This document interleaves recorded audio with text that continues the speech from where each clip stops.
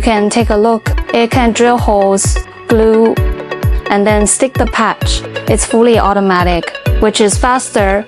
Before, we did it manually. If there is no such machine, we would glue it by hand and stick them on one by one, which is relatively slow. After the automatic machine is in place, we can automatically stick the iron sheet and put the magnet, and the whole set is ready.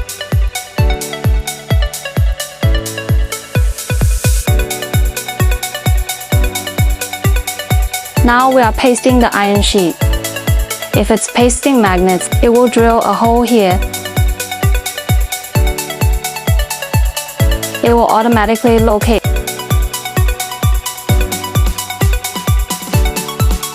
It will drill a hole in the gray board, this machine, and then stick the iron sheet and put it in the hole.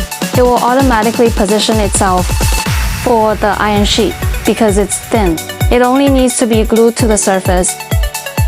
What's the difference between the two machines? Both are fully automatic, but one machine can only make one-way groove in this direction. The other machine is a two-way cross-shaped slot, like our inner box. Doesn't it have this direction and that direction?